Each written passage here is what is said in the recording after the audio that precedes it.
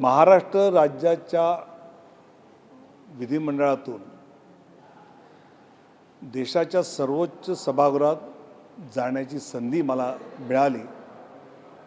मी माझं भाग्य समजतो आणि आज त्या सर्वोच्च सभागृहात मराठी भाषेतून शपथ घेत असताना एक वेगळाच आनंद होता आणि खऱ्या अर्थाने माझ्या राजकीय जीवनातील एक असा वेगळा क्षण आहे की यातून महाराष्ट्राच्या समाजकारणासाठी खूप काही करता येईल आणि त्याचबरोबर राष्ट्रीय स्तरावर राजकारण करताना सुद्धा याची खूप मदत होईल।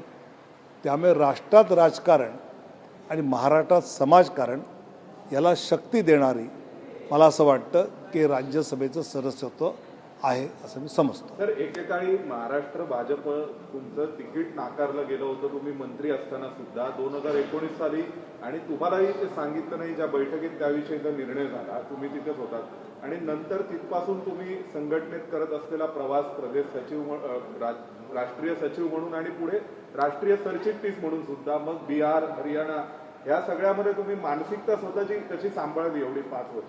मला वाटतं सामान्य परिषद कार्यकर्ता, संघ स्वयंसेवक, भाजप कार्यकर्त्याची मानसिकता असते तीच माझी आहे। त्यामुळे पुढे आपण या पक्षाच्या माध्यमातून राजकारण हे समाजकारणासाठी आहे हे डोक्यात ठेवून काम करणं महत्त्वाचं आहे। सर, तुम्ही बिहारमध्ये ज्या प्रकारे तुमची रेस्पॉन्सिबिलिटी होती, एक हिस्टॉरिकल विन झाली आहे भाजपासाठी पहिल्यांदा। उत्तर भारतामध्ये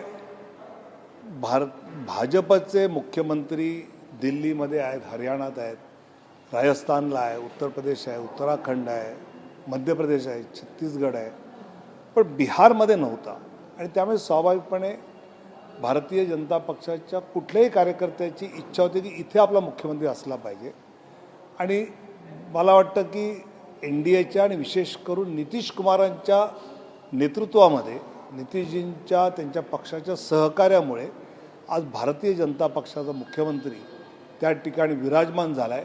पण अर्थात तो जसा भाजपाचा मुख्यमंत्री आहे तसाच तो NDAचा आहे आणि NDA म्हणून चांगलं काम करेल हा मला विश्वास आहे। मराठीमध्ये एक म्हण आहे, आधी लगीन कोंडाण्याचं नंतर रायबाचं, त्या पद्धतीने तुम्ही अगोदर मुख्यमंत्री बसवला, एवढ्या वर्षापासून तुम्ही याला पाहतो आम्ही, आणि नंतर आज शपथ।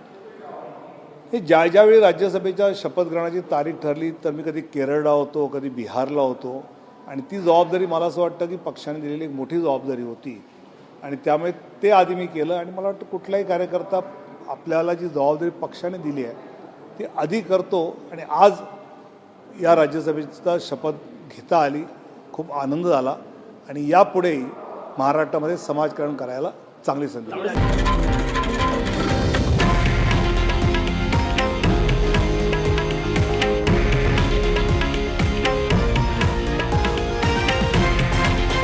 हे आहे देशातील नंबर 1 न्यूज नेटवर्क आणि आपण पाहत आहात TV9 मराठी, एकमेव।